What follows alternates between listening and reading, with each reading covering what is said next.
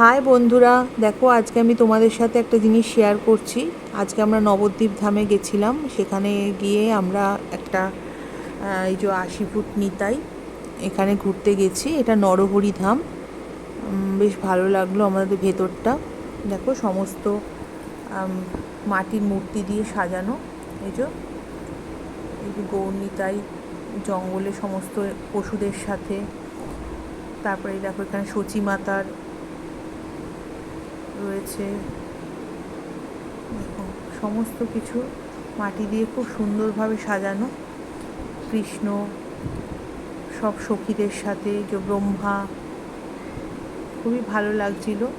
আবার নিজেও একটু ফটো তুলে নিলাম। দেখো পেছনে সব সখী, কৃষ্ণ, রাধা। আর এটা হচ্ছে শ্যামকুণ্ড আর রাধাকুণ্ড। আর পেছনে রয়েছে যে গোবর্ধন গিরি, পাহাড়টা আঙ্গুলে করে উঠিয়ে রেখেছে। খুব সুন্দর জায়গাটা। যদি তোমরা কখনো আসো, টোটোদের বললেই ওরা এখানটা দেখিয়ে দেবে।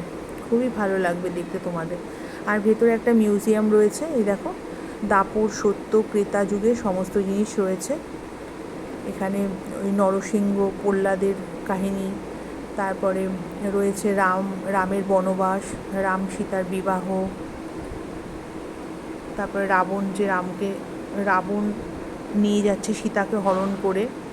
আর এখানে এই যে অষ্টসখী আর কৃষ্ণ রাধার রয়েছে। আর এই যে গোপালকে সবাই একটু দুলিয়ে দিলাম।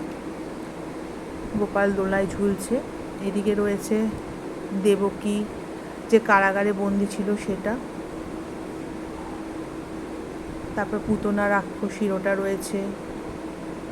দেখো জগন্নাথ, বলরাম, সুভদ্রা। বেশ সুন্দর, খুবই ভালো লাগবে। তোমরা যদি কখনো আসো, দেখো এসে। তারপরে এখানে কৃষ্ণকে যে নিয়ে যাচ্ছে বাসুদেব, সেটাও রয়েছে। ঠিক আছে, আমার ভালো লেগেছে তাই তোমাদের সাথে শেয়ার করলাম।